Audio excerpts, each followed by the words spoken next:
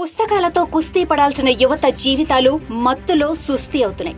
ఉన్నతంగా ఎదగాల్సిన జీవితాలు గంజాయి కూపంలో కూరుకుపోతున్నాయి. బిడ్డలపై తల్లిదండ్రుల ఆకాంక్షలు గుప్పుమనే గంజాయికి నిప్పులా కాలిపోతున్నాయి. బతుకు మార్గం తెలుసుకోవాల్సిన జీవితాలు గంజాయికి మత్తుకు అర్ధంతరంగా ముగిసిపోతున్నాయి. ఇవన్నీ కళ్లారా చూసి చలించిపోయారు గుంటూరు పార్లమెంట్ ఉమ్మడి అభ్యర్థి డాక్టర్ పెమ్మసాని. గంజాయి వ్యాపారం సామ్రాజ్యాన్ని సృష్టించిన వారిని గుంజేలు తీయిస్తానని పెమ్మసాని హెచ్చరించారు. నీ ఫోటో పెట్టుకోవటమేమో కానీ ఈ రోజు మీ పేరు చెప్తే, మీ ప్రభుత్వం పేరు చెప్తే ప్రజలు అసహించుకునే విధంగా మీరు 3 నుంచి 4 ఏళ్లలోనే తయారయ్యారు అని చెప్తా ఉన్నా. మీ వల్ల ఏ వర్గానికి న్యాయం జరిగింది అని నేను అడుగుతా ఉన్నా. పిల్లలు చూస్తే ఈరోజు గంజాయి, గుంటూరు ఈస్ట్ లో మీ ఎమ్మెల్యే గంజాయి అమ్ముతా ఉంటే మీరు అడ్డుకున్నది లేదు. మీకు తెలియదా అక్కడ గంజాయి జరుగుతుందని? గంజాయి ఎక్కడి నుంచి వస్తుంది? మాకు వచ్చిన అధికారం వచ్చిన 3 నెలల్లో గంజాయి అమ్మే వాళ్ళ చేత గుంజీలు తీపిస్తాము జైల్లో అని చెప్తా ఉన్నాను నేను. గుంటూరులో ఎమ్మెల్యే స్థాయి వ్యక్తి గుట్కా గంజాయి అమ్ముతున్నాడని ఘాటుగా విమర్శించారు. గుంటూరు జిల్లాను గంజాయి మత్తులో ముంచుతారా అంటూ నిలదీస్తున్నారు. గంజాయి మొక్కలను పీకి పడేస్తా అంటూ వార్నింగ్ ఇచ్చారు. చూస్తా ఉన్నాం అంటే ఒక ఎమ్మెల్యే స్థాయి వ్యక్తి గంజాయి గుట్కా అమ్ముతూ ఉన్నాడంటే ఎంత దుర్మార్గమో మీరు ఆలోచించండి. మీరందరూ కూడా పోరాటం చేయాల్సినటువంటి పరిస్థితి. నేను ఒక్కడనే కాదు, ఎమ్మెల్యేగా పోటీ చేసే వ్యక్తులే కాదు, ప్రతి ఒక్కరూ ఫైట్ చేయాలి ఇలాంటి వ్యక్తుల మీద. ఇది సమాజానికి అత్యంత దుర్మార్గమైనటువంటి పని. కాబట్టి దాని మీద కూడా దానికి గుట్కా గంజాయి అనే వాళ్ళని ఈ ప్రాంత సరిహద్దుల్లో లేకుండా చేసే బాధ్యత నాది. బ్రెజిల్ శాంటోష్ పోర్టు నుంచి విశాఖ పోర్టుకు చేరుకున్న 25,000 కిలోల డ్రగ్స్ రాకెట్ ను సిబిఐ పట్టుకుంది. ఈ డ్రగ్స్ కేసు వైసీపీ చుట్టూ తిరుగుతోంది. గతంలో ముంద్రా పోర్టులో పట్టుబడిన హెరాయిన్ మూలాలు, వివిధ రాష్ట్రాలలో పట్టుబడుతున్న గంజాయి సరఫరా మూలాలు అన్ని ఏపీ వైసీపీ వైపే వేలెత్తి చూపుతున్నాయి. గతంలో పట్టుబడిన హెరాయిన్ సరుకు మీద ఉన్న ఆషీ ట్రేడింగ్ కంపెనీ విజయవాడ అడ్రస్ లో నమోదైంది. గుజరాత్ లోని ముంద్రా పోర్టులో భారీగా దొరికిన హెరాయిన్ విజయవాడ అడ్రస్ తో ఉండటంతో ఆ సరుకు ఆఫ్ఘనిస్తాన్ నుండి వచ్చింది కావటంతో ఇక జీఎస్టీ నెంబర్ కూడా దానికి ఉన్న నేపథ్యంలో ఏపీకి చెందిన అధికార పార్టీ నేతల హస్తం ఉందన్న ఆరోపణలు బలంగా వినిపిస్తున్నాయి. అలాగే బెంగళూరులో పట్టుబడిన సింథటిక్ డ్రగ్స్ మూలాలు ఏపీలో ఉన్నాయని కర్ణాటక పోలీసులు తేల్చారు. యువతను టార్గెట్ గా చేసుకుని గంజాయి ముఠాలు ఆంధ్రప్రదేశ్ లో రెచ్చిపోతున్నాయి. పోలీసులు కౌన్సిలింగ్ ఇస్తున్నా కూడా మైనర్లు కొందరు తమకు తెలియకుండానే ఈ రొంపులోకి దిగుతున్నారు. అందుకే గంజాయి, కొకైన్ లాంటి మత్తు పదార్థాల రవాణా సులువుగా సాగిపోతోంది. వీరి వెనుక రాజకీయ నాయకుల అండదండలు ఉన్నాయంటారు పెమ్మసాని. గంజాయి ఇంత ముందు మనం ఎప్పుడు వినలేదు. మరి ఈ 4 సంవత్సరాల్లోనే గంజాయి ఎందుకు ఇంతగా వచ్చింది? సరే వచ్చింది, నీకు తెలుసో తెలియక వచ్చిందో అనుకో, పోని నువ్వు అరికట్టలేవా?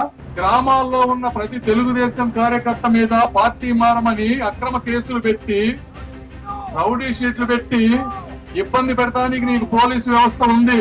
చంద్రబాబు నాయుడు గారిని అరెస్ట్ చేసి 50 రోజులు జైల్లో పెట్టడానికి నీకు వ్యవస్థ ఉంది. కానీ ఒక్క గంజాయి అమ్మే వాడిని పట్టుకోలేని అసమర్థ దుర్మార్గపు ముఖ్యమంత్రి జగన్మోహన్ రెడ్డి గారు. అంటే నీకు టైం లేదా? నీకు చేత కాదా? ఈ రోజు వస్తా ఉంటే మీరు చూస్తా ఉంటే చిన్న పిల్లలు తెల్ల కాగితం లాంటి వాళ్ళు చిరునవ్వుతో ఎంత చక్కగా వాళ్ళు ఇలా చూపిస్తా ఉన్నారు. అలాంటి వ్యక్తులు రేపు చాక్లెట్లలో మత్తు మందు కలిపి వాళ్ళు ఈ వచ్చే సమాజంలోకి, గంజాయి సమాజంలోకి వస్తా అని తెలుసుకుంటా ఉంటే ఎంత బాధ అంటే అంత బాధ వేస్తా ఉంది. ఏపీకి దిగుమతి అవుతున్న నిషేధిత డ్రగ్స్ సరఫరా వెనుక ఉన్న బిగ్ బాస్ ఎవరన్నది ఇప్పుడు $1 మిలియన్ ప్రశ్నగా మారిందని పెమ్మసాని ఆందోళన వ్యక్తం చేశారు. హెరాయిన్ కేసులో కానీ, విశాఖ భారీ డ్రగ్స్ కేసులో గానీ కింగ్ పిన్ ఎవరు అన్నది మాత్రం ఇంకా తేలలేదు. ఏపీలో మద్యాన్ని ఇష్టం వచ్చిన ధరలకు అమ్ముకుంటున్నారు. 60 రూపాయలు ఉన్న చీప్ లిక్కర్ ను 200కు విక్రయిస్తున్నారు. రాజధాని లేదు కానీ రాజధాని ఎక్స్ప్రెస్ పేరుతో మద్యం బ్రాండ్లను జగన్ అమ్ముతున్నారని పెమ్మసాని మండిపడ్డారు. 2019కి ముందు ఏ రోజన్నా ఈ రాష్ట్రంలో గంజాయి మాట విన్నావా అని అడుగుతా ఉన్నా. మరి ఇప్పుడే ఎందుకు వచ్చింది?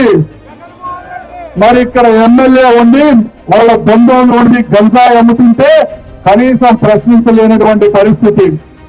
ఒక గంజాయే కాదు, మందు చూడండి. 2019కి ముందు ఎప్పుడన్నా సరే ఇలాంటి మందు, ఇన్ని రకాల కొత్త బ్రాండ్లు మనకి ఎప్పుడన్నా వచ్చినాయో? పేరు చదువుతా, Andhra prime, young star, super star, రాజధాని ఎక్స్ప్రెస్ అంటారు. రాజధాని లేదు కానీ రాజధాని ఎక్స్ప్రెస్ పేరుతో మందు మాత్రం ఉంది. ఇక భూమి అంటే మీ అందరికీ తెలిసిందే.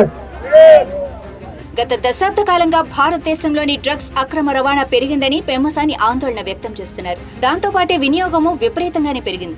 ఏదో ఒక మూల నుంచి మన దేశానికి మాదక ద్రవ్యాలు చేరుతూనే ఉన్నాయి. డ్రగ్స్ కు బానిసలవుతున్న వారిలో యువతదే సింహభాగం. ప్రపంచంలోనే ఓపియంను అధికంగా సాగు చేసే మయన్మార్, ఆఫ్ఘనిస్తాన్ దేశాలకు సమీపంలో ఉండటం కూడా భారత్ కు శాపంగా పరిణమించింది. ఆఫ్ఘన్ లో సాగయ్యే ఓపియంను పాకిస్తాన్ హెరాయిన్ గా మార్చి ఇండియాలోకి అక్రమంగా రవాణా చేస్తోంది.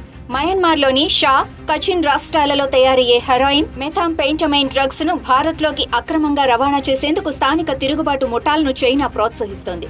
నార్కోటిక్స్ కంట్రోల్ బ్యూరో అంచనాల ప్రకారం భారతదేశానికి అక్రమంగా రవాణా అవుతున్న డ్రగ్స్ లో 70% అరేబియా మహాసముద్రం, బంగాళాఖాతం ద్వారా చేరుతున్నాయి.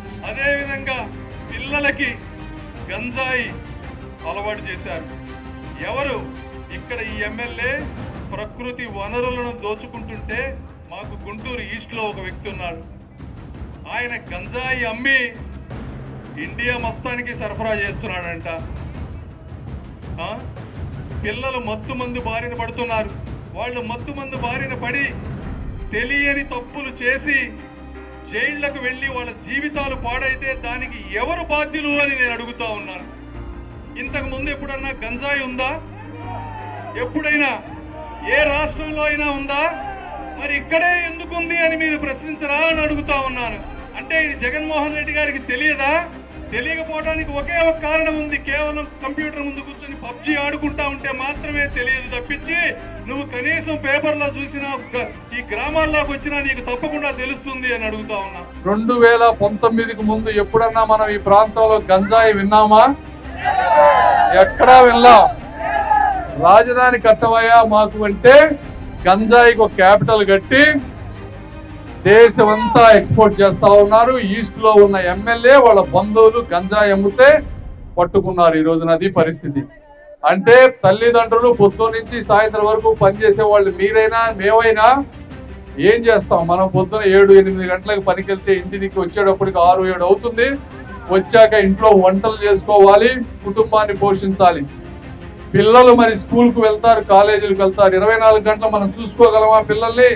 ఎవ్వరు చూసుకోలేరు. నేను కూడా ఇంట్లో ఉన్నా నా పిల్లల్ని కూడా నేను చూసుకోలేను. అలాంటి పిల్లలు ఎటు పోతున్నారో, ఎవడు చాక్లెట్లు ఇచ్చి గంజాయి పంచుతున్నారో, ఏ మత్తు మందు ఇస్తున్నారో కూడా మనం చూసుకోలేనటువంటి పరిస్థితుల్లో మనం ఉన్నాం. తనను గెలిపించి పార్లమెంటుకు పంపిస్తే ఈ డ్రగ్స్ మహమ్మారిని దేశం నుంచి తరిమేయడానికి పార్లమెంటులో పోరాడతానని పెమ్మసాని గ్యారెంటీ ఇస్తున్నారు.